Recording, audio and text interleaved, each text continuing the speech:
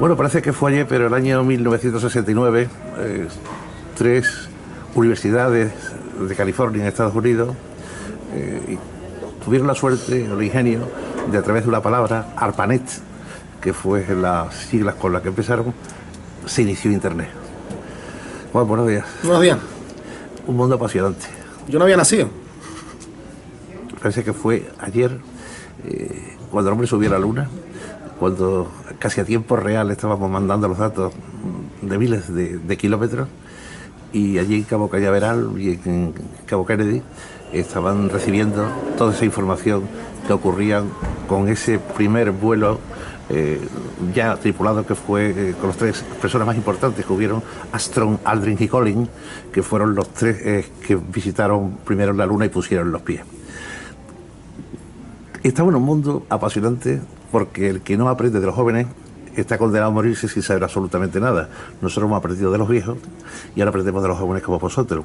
Hoy tenemos un ingeniero de sistemas, que es Juan Garrido, y nos va a explicar un poco, en este mundo que vivimos, que parece que lo que sabemos es como en la primaria. El cuerpo se divide en tres partes: cabeza, tronco y extremidades, pero cada elemento tiene una cantidad de concomitancias y cantidad de datos y cantidad de neuronas y cantidad de vasos y un mundo para expresarse. ¿Qué es Internet, Juan?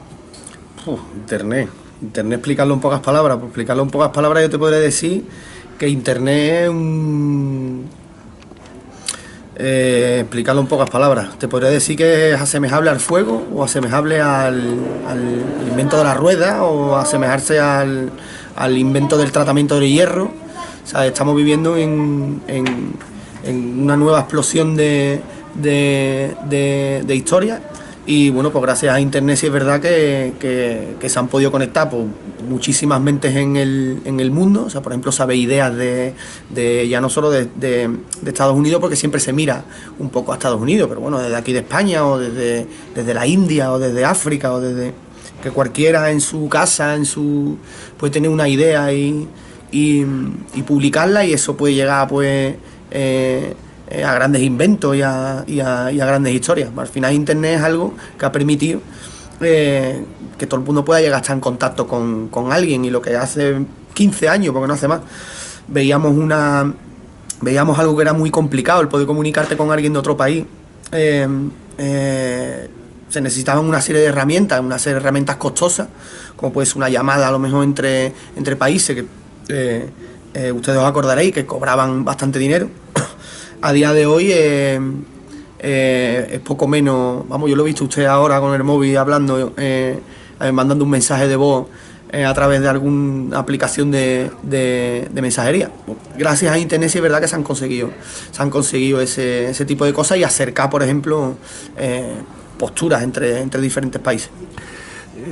Empezaron la gente que, bueno, aquí en Triana uno le gusta el cante y termina siendo cantador, toca la guitarra y termina siendo pues un tocador bueno, pero ¿cómo se da uno cuenta que uno quiere ser informático? Porque eso no es un cante, eso es algo que uno le sale de dentro, y es algo muy peculiar, y quizás que no ha surgido en la familia, no hay precedentes. Sí, hay muy poco, por lo menos en mi familia hay muy pocos precedentes, y yo casi te diría que como cualquiera. O sea, a mí prácticamente de chico me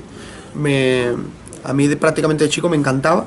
Lo que pasa que bueno, con mi familia hemos sido siempre muy humildes, y bueno, yo antes de ahora dedicarme a lo que me dedico, me he dedicado a mil cosas, ¿no? Y yo prácticamente no había salido de Triana, y había trabajado, por ejemplo, en Expo Triana, que estuve por lo menos 7 años con la gente de Ibarte. He estado de camarero, he estado en el Polígono Orpino, también estuve trabajando muchísimo. Pero bueno, te gusta, te vas metiendo, y bueno, pues gracias a Dios es verdad que yo me dedico un poco me dedico en cuerpo y alma a lo que me gusta. Pues es curioso también que tú, siendo muy joven, empezabas ya a controlar muchísimas unidades de PC, ¿no? O sea, estuviste casi en Coca-Cola, ¿no? Con 1000 unidades, 2000 unidades, estaba con los servidores, ¿no? ¿Cómo llegas a ese mundo? Bueno, ahí casi por suerte llegué. Ahí casi por suerte, porque yo me dedicaba... Sí, sí, sí, no te preocupes. Yo me dedicaba a... yo estaba de camarero por las noches y, y luego por las tardes trabajaba en una empresa. Y bueno, pues un amigo me recomendó, yo fui a hacer allí la entrevista y había un señor que se llamaba José Carlos, nunca me olvidaré de él, y pues prácticamente fue el que me metió y el que me enseñó muchísimo me enseñó muchísimo de las bases porque gracias a Dios me han convertido en lo que yo soy ahora, gracias a ese hombre. Estamos apostando ahora mismo ya por la seguridad. La seguridad es de las cosas más importantes que tenemos que tener hoy, la seguridad informática, la seguridad cibernética, porque estamos expuestos a través de nuestros móviles, de nuestras tablets o iPads o de nuestros portátiles o nuestros PC de sobremesa, a que lo estén robando, a que estén controlando nuestra identidad, a que la suplanten. Es un mundo que el hacker empezó haciendo cosas para distraerse, como una broma, y de hoy se utilizan para conseguir datos de empresas, robarlos y ponerlos a la venta. Eso ha cambiado en muy poco tiempo. Sí, eso ha cambiado mucho. Bueno, yo quería hacer una pequeña puntualización y es que siempre se utiliza el término hacker como persona mala y es un poco todo lo contrario. O sea, realmente un hacker es si somos puristas, un hacker es una persona curiosa y una persona curiosa no tiene por qué estar ceñida al ámbito de la informática. Usted, por ejemplo, que hemos tenido antes una conversación en el que me ha contado usted temas de periodismo y temas de historia, quizás usted también sea un poco hacker, porque le gusta a lo mejor estar a la última en ciertos aspectos, usted me ha hablado, por ejemplo, de las imágenes, que por ejemplo las grabaciones pues tienen que ser en HD, pues tienen que tener cierta calidad, porque si no el público las desecha rápido, ¿no? Pues en cierta manera usted también es un poco hacker. Hijo, perdón que te interrumpa. Lo que uno se sorprende es que en nuestro tiempo había que tener una grabadora de hilo, una grabadora de cinta, había que llevarla, transportarla, ponérsela delante, poner un micrófono, todo de muy mala calidad y corriendo al estudio, cuando esto ya es un streaming, hoy está prácticamente a tiempo real, escuchando, viendo y además, si hace fotografía, enviándolo desde Nueva York hasta tu redacción en segundos. En informática pasa un poco lo mismo, hay varios campos, pero prácticamente está todo cambiando en tiempo real. O sea, si por ejemplo nos ceñimos a aplicaciones como por ejemplo Facebook, por ejemplo WhatsApp, o por ejemplo prácticamente cada semana o cada 2 semanas te estaban ofreciendo ya algún tipo de funcionalidad, ¿no? Pero tú no pagas por esa funcionalidad. A ti todas las funcionalidades a ti te salen gratis como cliente, pero tú las sigues demandando. O sea, tú sigues demandando que esas aplicaciones tengan esa funcionalidad y las tengan ya súper rápido. Realmente el dato tuyo es lo importante. O sea, estas compañías se nutren con lo que ganan dinero es con las fotos que tú subes, con las llamadas que tú haces, con los chats que tú tienes, con los contactos que tú haces y demás.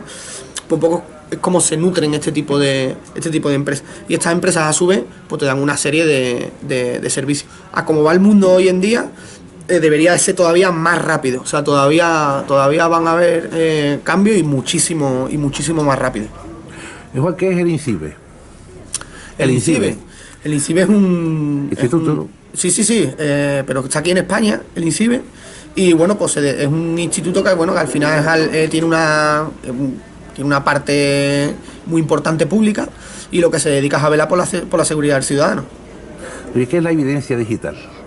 La evidencia digital, pues cualquier cosa que te permita poder judicializar en algún caso.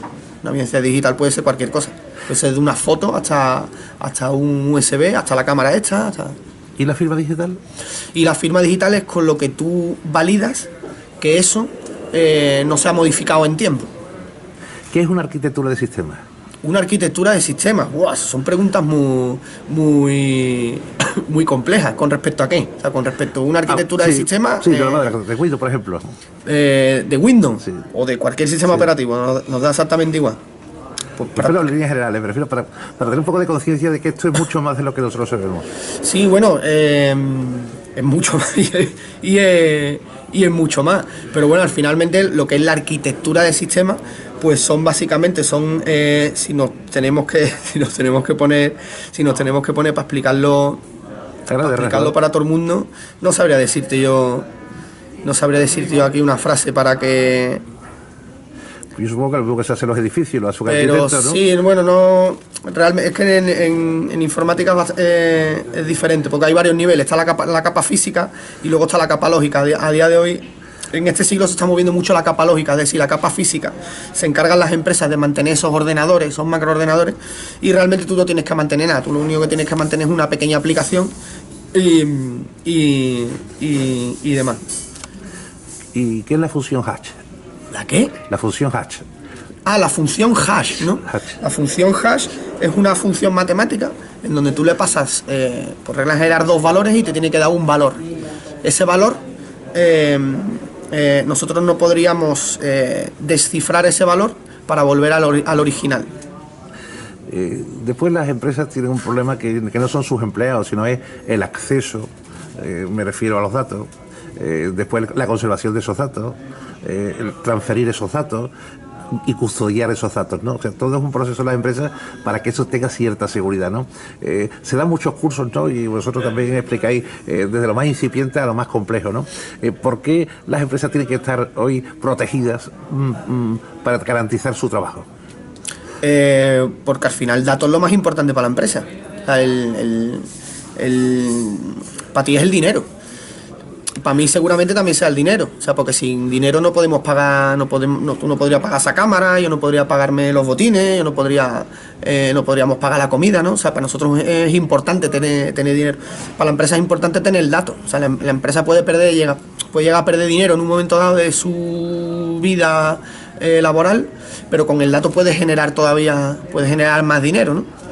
Si tú le quitas el dato a la empresa, tú le estás quitando la herramienta, le estás quitando a la empresa la herramienta para que pueda generar dinero. Entonces, para la empresa es... Ahora se va a sorprender un poco los telespectadores cuando hablemos de que los ingenieros son también forenses de análisis de sistemas. Es decir, bueno, no todo, pero es que la informática ha cambiado mucho de lo que era hace 40 años a lo que es ahora. Ahora está muy especializado. O sea, ahora hay gente que son arquitectos de sistemas, entonces solamente se dedican a lo que es la arquitectura de sistemas. O sea, diseña lo que son los entornos en donde va a correr al final un software o va a correr al final un servicio. Entonces, por una parte están eso, después están los arquitectos de la nube, que es, por ejemplo, pues todas las aplicaciones que tú utilizas en el móvil. Al final el dato pues se guarda tanto en tu móvil como en internet, en diferentes ubicaciones geográficas del mundo. Pues para eso se necesitan otra serie de arquitectos que no tienen nada que ver con la gente de sistemas. Eso es una profesión totalmente aparte y demás. Después están los peritos informáticos forenses, que son gente pues que se dedican en un caso judicial pues a verificar que realmente las pruebas pues son lo que dicen ser y demás. Porque no queremos, por ejemplo, que yo, por ejemplo, o que alguien envíe, por ejemplo, un WhatsApp a tu nombre, por ejemplo, alguien te denuncie y tú, como por ejemplo, verificas que tú no has enviado ese mensaje, ¿no? Pues la figura del perito informático forense está para eso, está para verificar que, oye, mira, pues este señor o esta señora no fue quien envió el mensaje, o sí, ratificamos que... Entonces, son figuras que también... son muy específicas para ese trabajo, pero a día de hoy el aglutinar a lo que es un informático para todo, eso no, por lo menos en mi mundo no existe. O sea, no, de hecho yo soy especialista en un tema y yo de otros temas no tengo ni la más mínima idea aún, ni quiero aún. ¿Qué son los datos volátiles? Los datos volátiles, pues cualquier dato es susceptible de ser... ¿Y los no? ¿Y los no volátiles? Es que datos no volátiles prácticamente no existen. O sea, prácticamente no existen. Y después hablamos de una cosa que llama el análisis en caliente, ¿no? ¿Qué es el análisis en caliente? Pero usted me está haciendo preguntas relativas a forense, entonces sí. Aquí la gente se puede volver un poco loca cuando... No, pero vale. Por esos conceptos... Entonces voy a volver atrás con los datos volátiles. En forense, los datos volátiles...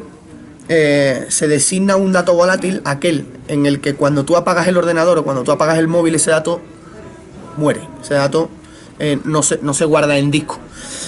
Se dice dato no volátil al dato que se está guardando el disco. Pero por esencia misma del bit, el dato siempre va a ser volátil. O sea, tú puedes coger el teléfono, romperlo en el suelo, te cargas el disco duro y los datos han volado. ¿Y por qué se dice también análisis post-mortem? Análisis post-mortem. Se dice cuando hay un equipo que no se puede revivir y hay que sacar los datos de ahí, o un teléfono, por ejemplo, el caso de la niña, de la Diana Kerr, por ejemplo, sí. Se le hizo un forense post-mortem al teléfono porque el teléfono estaba roto, se tuvo que llevar a Alemania y una empresa alemana se encargó de extraer lo que son los datos de ese teléfono. Entonces se abre el teléfono y se intenta sacar los datos. Ahora, me gustaría ya a nivel mucho más elemental explicarle un poco a los televidentes, porque a todo el mundo le apasiona el tema de la informática, pero pocas veces tenemos la suerte de entrevistar a un ingeniero informático que sabe precisamente de esto que nosotros no sabemos, que es de la seguridad. Estamos tranquilos, usamos los aparatos con tanta tranquilidad que a lo mejor, fíjate, hay gente que nos sigue, es decir, si nosotros queremos comprar zapatos y pinchamos 2 veces zapatos, ahora cada vez que pongamos algo nos salen los zapatos, y si queremos una gafa nos sale la gafa. ¿Eso por qué ocurre, Juan? Bueno, eso ocurre porque realmente el producto, como bien hemos comentado antes, el producto cuando a ti algo te lo dan gratis, es porque el producto eres tú, o sea, esa persona es el producto. Entonces, ¿por qué te dan tantos elementos gratuitos? Te dan el correo gratuito, te dan, ya prácticamente las llamadas locales son gratuitas, te dan el WhatsApp gratuito, te dan el Facebook gratuito, el Instagram, realmente te lo dan todo gratuito porque es una manera de mantenerte conectado para que tú consumas, o sea, para que tú realmente, quizás a lo mejor la generación más mayor no compre por internet o compre muy poco por internet, pero la generación joven, prácticamente el 100% de la generación joven compra ya por internet. Entonces es una manera de tenerlo conectado para que compre por internet. El tema de seguridad, yo me siento muy seguro, la verdad, o sea, teniendo un poco de conciencia de más o menos lo que estás haciendo, no hay ningún problema. Y realmente la seguridad no es algo que se tenga que delegar en el usuario final, o sea, la seguridad es algo que son las empresas las que tienen que ser seguras, y el usuario lo único que se tiene que preocupar es de consumir, o sea, de lo único que se tiene que preocupar, o sea, de subir la foto en el Facebook, de poner en el chat y demás. Después a título personal, pues como en la vida, pues si vas a utilizar la tarjeta de crédito, pues yo cuando voy a los bares, pues a mí la tarjeta me gusta verla, a mí no me gusta que el camarero o la camarera se lleve la tarjeta y se la lleve para dentro de la cocina, no me gusta. Sí, hay una empresa que está en todo el mundo, que es Amazon, y además es seria, además es fiable, y además tiene un servicio de atención al cliente enormemente importante. Si no te gusta, automáticamente se ha hecho el cambio o se ha rectificado. Y lo fundamentalmente es la logística, la informática tan compleja que tiene que llegar desde que se produce ese picar, compro, hasta llegar a la puerta de tu casa, con un seguimiento y una trazabilidad desde que se pide el producto hasta que va a llegar. Es un mundo apasionante también, ¿no? Sí, eso es una maravilla, eso es una gran apuesta que se hizo hace años, y porque bueno, esta gente empezaron vendiendo libros, y bueno, pues se dieron cuenta un poco de que podían vender otras cosas. Empezar a vender libros digitales. Empezaron a vender libros digitales, se dieron cuenta de que es un mercado que funcionaba, empezaron a vender otras cosas, y bueno, a día de hoy te venden hasta prácticamente te podría decir que casi el 50% del almacenamiento que hay en internet es de Amazon. Cada día utilizamos más las redes sociales. ¿Por qué se crean las redes sociales? Y tenemos una necesidad casi... Bueno, la finalidad es conectar. Sí, pero es que ya hemos pasado a la necesidad absoluta de estar conectados a tiempo real, y no podemos vivir sin el móvil a mano. Una dependencia absoluta, ¿no? Sí, porque cada día tenemos más servicios en el móvil, no solo Facebook, no solo Facebook, no solo WhatsApp. Por ejemplo, Facebook está probando un sistema de lo que son micropagos, porque Facebook se ha dado cuenta de que puede eliminar la figura del banco. O sea, está la figura del banco, que por ejemplo cuando yo quiero consumir algún servicio, pues tengo que pasar por la caja del banco para que me cobre. A Amazon le pasa lo mismo. Cuando yo quiero comprar un producto de Amazon tengo que pasar por mi banco, ¿no? Sí. Para comprarlo.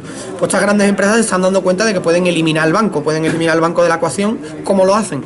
Pues dándote algún tipo de crédito. Entonces, por ejemplo, Facebook ya lo tiene puesto en prueba y no tardaremos mucho en ver, por ejemplo, a Facebook como un banco que te deje dinero, o sea, en el que tú puedas tener un monedero virtual, entonces ya sería pues prácticamente 24 horas conectado. Con Amazon también está probando este tipo de servicios e incluso tienen plataformas de wifi gratuito, pero no aquí en España no existe eso. En Estados Unidos sí se ve bastante, porque realmente a lo que vamos es a un modelo de internet gratuito, o sea, vamos a un modelo de que dentro de 10 años, dentro de 12 años, por ejemplo, a lo mejor Sevilla a lo mejor no lo ve, ¿no? Hasta bastante más tiempo, pero ya hay ciudades en donde tú puedes ir, o sea, es el propio Estado el que te garantiza el acceso a internet. ¿Por qué te lo garantiza de manera gratuita? Porque realmente es una herramienta que tú vas a utilizar para comprar, que al final de lo que se trata es de que tú compres algo. Juan, y hay una moneda virtual nueva que es el Bitcoin, ¿no? Bueno, hay muchas, ¿eh? El Bitcoin es lo que... La que más suena. Te dice, la que más suena, exactamente, pero hay cientos de monedas virtuales. ¿Cómo se realiza? Porque dice que hay una cantidad por un número multiplicado y que eso además... Sí, eso es una cantidad limitada. Va por una progresión después en función de que si hay menos... Eso es una cantidad limitada, que por eso fluctúa mucho la moneda, y es porque hay una cantidad limitada hay una cantidad máxima de dinero que se puede generar o que se puede crear en base a operaciones matemáticas. Entonces hay una fecha en donde a partir de esa fecha pues ya el algoritmo no va a hacer ninguna moneda más, y entonces ya el dinero que haya, pues con ese dinero ya se especula. Entonces a día de hoy como todavía no se sabe muy bien, porque incluso tú vas, por ejemplo, a Hacienda y tú en Hacienda le dices que tienes Bitcoin y Hacienda no sabe... ¿De qué va esto? Exactamente, Hacienda no sabe, y por ejemplo es un dinero que tú tienes que declarar, o sea, un dinero como otro cualquiera. Oye, y el humor dentro de la informática, porque en una de tus conferencias hablabas de que un tío se hizo pasar por bicicleta durante 4 años, ¿no? Pero eso es verdad, eso es en Barcelona. Explica un poco para que a mí me causó una sonrisa porque claro... Esos otros hackers. Sí. Esos otros encontró una brecha en el sistema y la aprovechó. Sí, es verdad que cometió una ilegalidad, ¿no? Pero encontró una brecha en el sistema. De hecho, lo que es el metro de Barcelona, Metro Renfe de Barcelona, tuvo que rehacer el programa informático, que eso cuesta mucho dinero, pues para que ese caso no se diese. Claro, el tío decía, la persona vale tanto y la bicicleta vale tanto. Como la bicicleta valía 2, se le hacía 50% a cada persona. Y como nadie te revisa el billete, dijo, bueno, pues yo soy una bicicleta. Yo soy una bicicleta.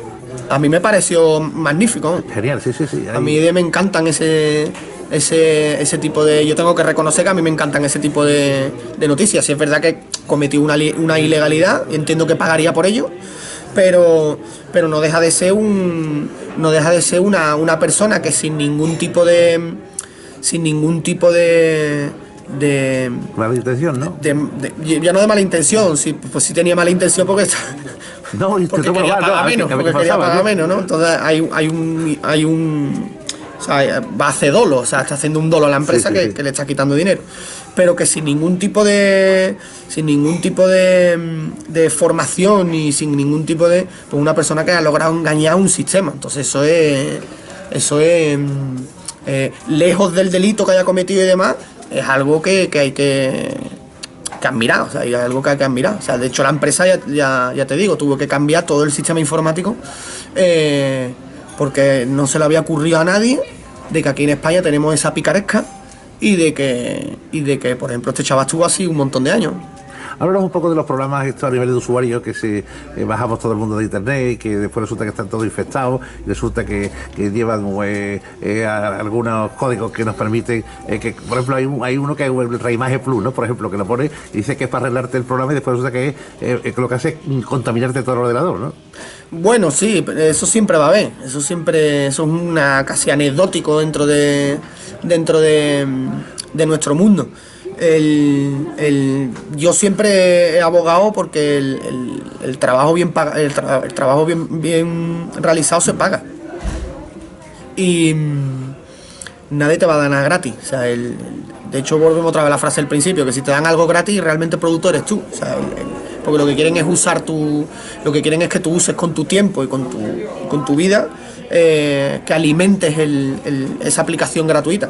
Con esto pasa exactamente lo mismo. Oye, ¿cómo se posiciona uno en Google, por ejemplo? ¿Que cómo se posiciona uno en Google? Una empresa llega, hace su página web y dice, bueno, yo quiero posicionarme ahora. Siendo purista, escribiendo los mejores artículos. Pues además eso no falla. Después está la... O sea, hay que dedicarle mucho tiempo para... Tú puedes pagar a una empresa para que la empresa te ponga en el primer resultado de búsqueda, pero el primer resultado de búsqueda es algo que lo vas a tener a lo mejor durante 2 días o durante 3 días. O sea, es algo que se consigue añadiendo contenido. De hecho, el algoritmo de Google está pensado para eso, o sea, para que tú devores Google, o sea, para que tú metas contenido a Google, que de hecho Google después de lo que vive.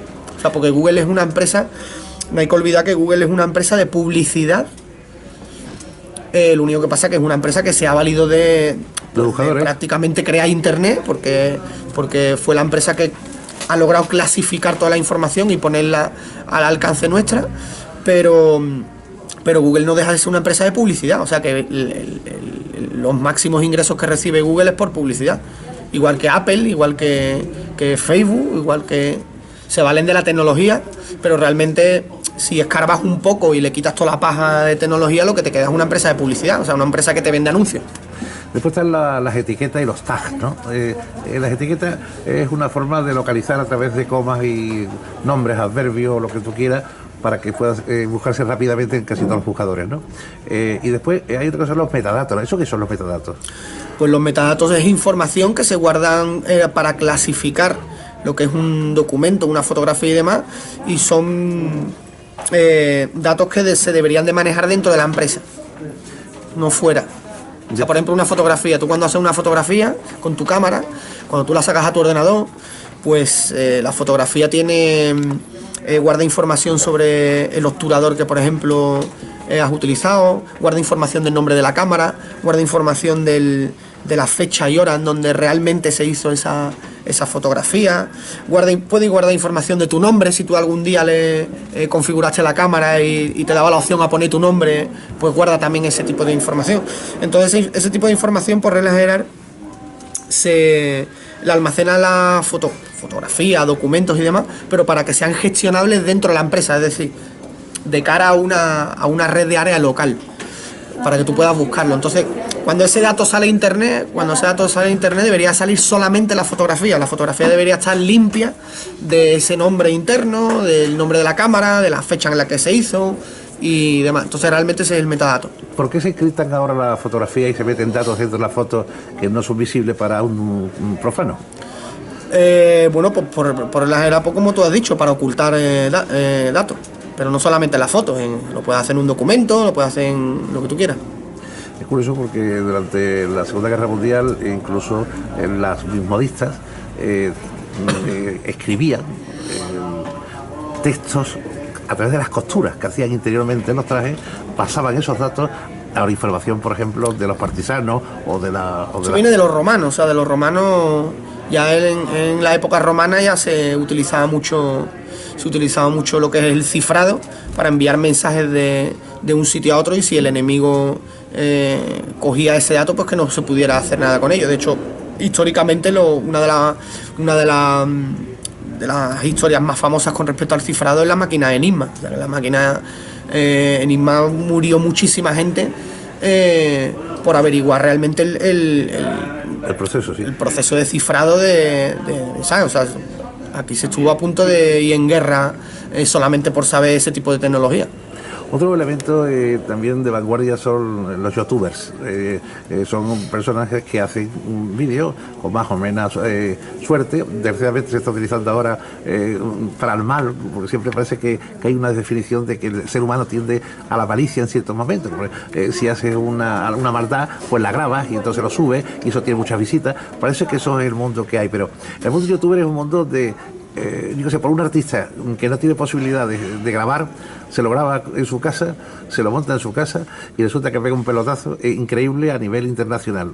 Hoy tú grabas algo, quieres un poema o escribes un artículo y lo mandas a través de internet y puede ir a 50 periódicos y si es bueno está publicado al segundo. Es decir, esa facilidad, esa no distancia, el entrar en mundos donde no conocemos y sin llamar a la puerta siquiera, se envía. Todo eso es un proceso tan rápido que ¿hacia dónde vamos, Juan? ¿Hacia dónde vamos?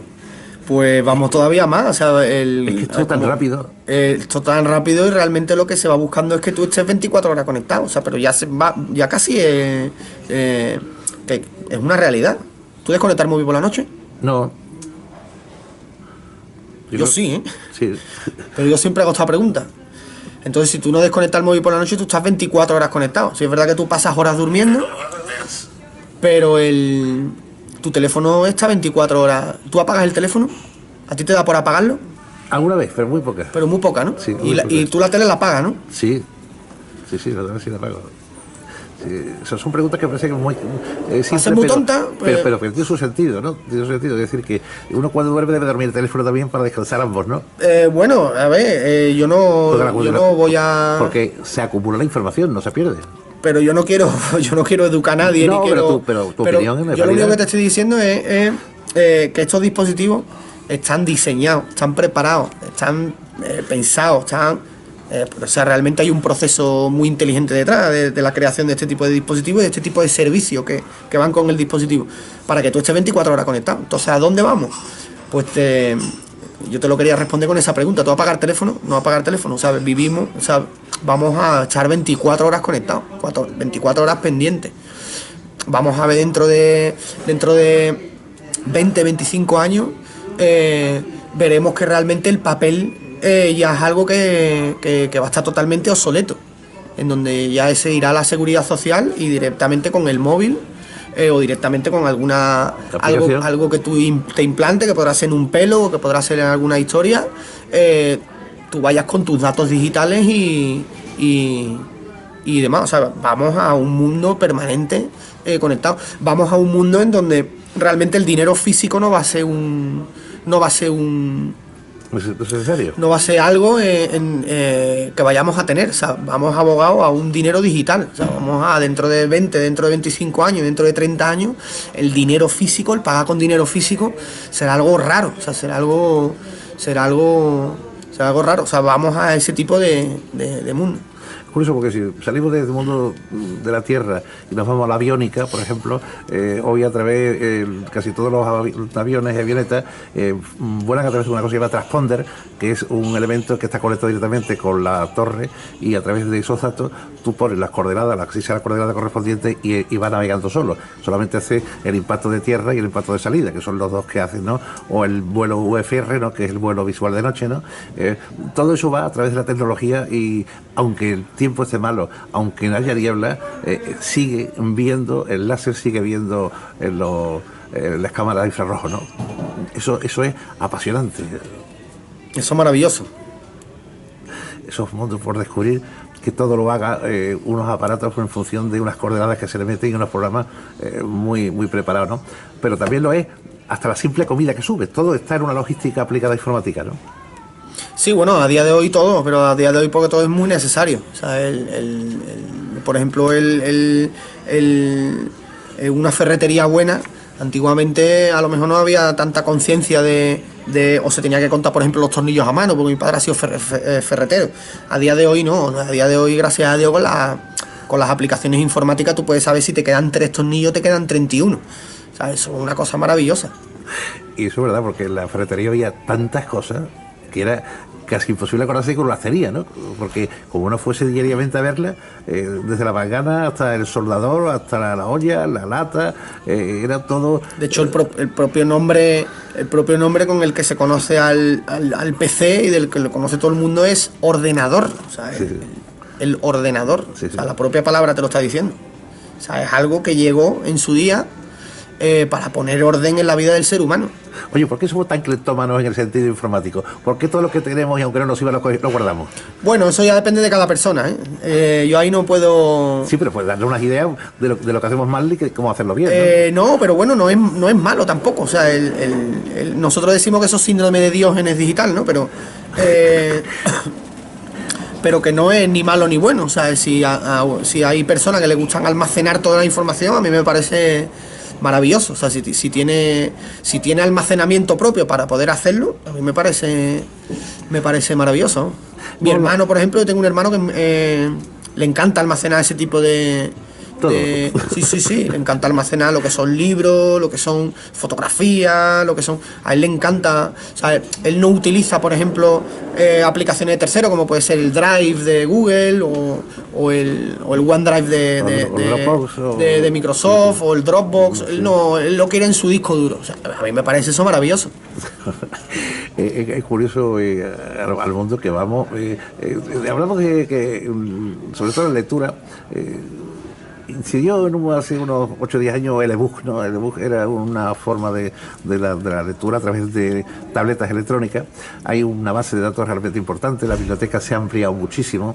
Cualquier escritor puede entrar directamente e introducir sus libros. Y cualquier lector puede leer. O sea, eso es maravilloso. O sea, el tener acceso a libros en donde yo, por ejemplo, que no había nacido, buscar en alguna biblioteca algún libro de algún... Suyo, sí. Filósofo latino de América Latina. Sí. Coño, que te tenía que ir a América Latina a leerte el libro de esa persona. O sea, a día de hoy, gracias a Dios, se han conectado a ese tipo de mundo. Han traído cosas malas, porque claro, al final todo este tipo de cosas trae al final cosas malas, pero también ha traído cosas muy buenas. Y tú fíjate, después una fase importante, no hace mucho, era la infografía, ¿no? El movimiento, el conseguir hacer cosas maravillosas dentro del mundo de la imagen, ¿no? Es otra nueva tecnología. Las aplicaciones para la imagen. Puedes cortar, puedes hacerlo, antes necesitabas una máquina de edición, una máquina de corte, hoy lo haces todo con un Adobe Premiere o con un Pinacle, cualquier tipo de producto de esto, cortas, pegas, desdoblas, divide, secciona, matiza, ecualiza. Bueno, es tener el mundo en tus manos, ¿no? Yo me sorprendo con las cosas que puedo hacer desde casa solo. Sí, eso es maravilloso. Y también hay profesiones que se van perdiendo con el tiempo. Esto al final es como todo. Por ejemplo, la profesión del herrero. La profesión del herrero es una profesión que a día de hoy pues, se ha quedado casi residual, o sea, es casi un artista, o sea, un herrero es un artista ahora, cuando antiguamente era algo muy necesario, porque todo el mundo necesitaba una reja, o todo el mundo necesitaba una valla, o todo el mundo necesitaba... Son profesiones que se van perdiendo. Pues con esto exactamente lo mismo. Ahí por culpa, o porque aquí depende un poco con quién hable, te va a decir que eso es culpa de o es gracias a mí. Yo, como siempre he estado muy a favor de la tecnología, yo te diré que pero que gracias a esta tecnología, por ejemplo, hay profesiones como por ejemplo la de fotógrafo, la de infografía y demás, pues que realmente se tienen que reciclar y aprender más. ¿Por qué? Porque a día de hoy hay aplicaciones pues que hacen mucho, facilitan mucho el trabajo de lo que antes costaba días, ahora cuesta horas. Y eso son gracias a estas aplicaciones que te permiten que tú te puedas centrar en otras cosas mucho más importantes y mucho más complejas, para tú ofrecer un mayor servicio. El problema está en el que si a ti te sustituyen por una aplicación y tú, esta persona o este grupo de personas no quieren avanzar más, o sea, solamente quieren saber, como yo por ejemplo no tengo ni idea de fotografía, yo solamente le sé dar botón. Y además es verdad, yo nada más que sé dar botón. Yo estoy contentísimo con la cámara de mi móvil. Y es porque yo soy un negado de la fotografía. Entonces, por ejemplo, a mí, si yo me tuviese que dedicar a la fotografía, pues yo viviría hasta que viniese tú con tu cámara, o hasta que viniese alguien con el móvil que con algo muchísimo más sencillo me gana. O sea, con algo muchísimo más sencillo lo hace muchísimo mejor que yo. Para yo ser mejor que la aplicación, realmente al final te tienes que formar, tienes que hacer otras cosas que la aplicación no pueda hacer. Si lo trasladamos, por ejemplo, a algo que no sea digital, con la revolución industrial pasó un poco lo mismo. O sea, cuando antiguamente se araban el campo y araban el campo 400 personas, yo no quiero ni imaginar cuando llegó el tractor y la trilla. Cuando llegó exactamente, cuando llegó la primera aradora, o cuando llegó la primera, que no me sale la palabra, la primera cosechadora, yo no me quiero ni imaginar, en aquellos tiempos dirían que eso sería del diablo, que eso sería una máquina inventada por el diablo, pero a día de hoy no se puede vivir sin una cosechadora. La gente del campo no puede vivir sin una cosechadora. Sí. Tú dices a uno del campo que tiene que arar en agosto y que tiene que contratar a 200 personas para un campito se vuelve loco. Es curioso porque Estados Unidos... Eso, bueno, tiene una palabra, creo que es ludismo, ¿no? Eso puede ser ludismo. Y la imprenta mismo pasó también. En la imprenta fue con internet, con la imprenta, lo que tú dijiste, el fuego, Esto no me da permiso para... Perdón. Nos va a reñir los dos, ahora nos va a reñir los dos. Es cuando está mirando normalmente el entrevistado a la cámara, en el momento que la gira, la persona que está detrás no sabe qué está viendo, ni de dónde sale la voz, ni quién es el que habla. Entonces, y además se te va un poco ya todo el hilo, ¿no? Porque todo es un proceso que ya se iba preparado. Estamos hablando también de la parte de la industria, ¿no? La industria de la robótica es importantísimo. El dar miles de órdenes a miles de programas, a miles de terminales para que hagan cosas, ¿no? Eso es otro proceso también que está siempre en vanguardia y siempre estáis preparando para hacer cosas distintas. Queremos que se pare, queremos que corte, queremos que ensamble, queremos que retráctiles. Hay un proceso, ¿no? Eso ya existe desde hace ya muchos años. Lo único que pasa es que no ha llegado al mundo de hogar. Porque todo este tipo de tecnología, al final, como si diríamos, el pastel gordo es el usuario final. O sea, el sector hogar es el que realmente después va a consumir el servicio. El móvil antiguamente estaba reservado solamente para gente que tenía muchísimo dinero o tenía un coche muy grande, porque eran verdaderos armatoches. 4 o 5 kilos pesaba uno. De hecho llegaron a encoger, porque los móviles han tenido varias épocas. Los móviles, si ustedes os acordáis, los móviles empezaron muy grandes, sí. Después se pusieron muy chiquititos, y luego pasaron otra vez grande, y ahora más o menos estamos ahí un poquito a la mitad. Y han ido saliendo servicios, hasta que a día de hoy el sector hogar, por ejemplo, no puede vivir sin un teléfono móvil. De hecho, tú seguramente podrás vivir sin teléfono fijo de tu casa, pero sin móvil no. Pero a ti te quitan el fijo de tu casa y tú seguramente vivirías perfectamente. Pero sin el móvil ya no. O sea, el móvil ya se ha convertido en un elemento que ha venido para quedarse más que la televisión. Pero tú fíjate, la Telefónica Nacional de España tenía todas las redes metidas dentro o cableadas, ¿no? Eso tenía un valor enorme, porque fíjate, era cablear España, después llegó la red y el cable, la fibra óptica. La fibra óptica es un proceso, bueno, mágico también, ¿no? Porque ¿eso lo pagamos todos los españoles? Esa fibra óptica, pero la verdad es que fue después se hizo privada, ¿no? Sí, después... sí. Empezaron después las redes privadas, después, de hecho aquí... No vamos a entrar en política, Sí. Y aquí hubo grandes empresas, entre Abengoa y toda esta gente que son los que iniciaron la fibra óptica, ¿no? Estamos en un mundo realmente apasionante, Juan. Yo no creo que este sea la primera ni la última entrevista. Yo incluso voy a hablar con 2 o 3 colectivos que tengo importantes para que un día deje una conferencia, esté un rato con nosotros, te pregunte la gente, toco con un ingeniero a flor de piel, esas preguntas tan sencillas y tan complicadas, y sobre todo esa forma de empatía que tú tienes con el público en el momento que empiezas a trabajar a través de una proyección y a través... es muy intuitivo. Juan Garrido, que es ingeniero de sistemas, le vamos a dar las gracias por estar con nosotros. Segundo, por su habilidad, y tercero, por su gran conocimiento que tiene de este mundo, que simplemente ha dado unas pinceladas, porque esto es mucho más y más y más.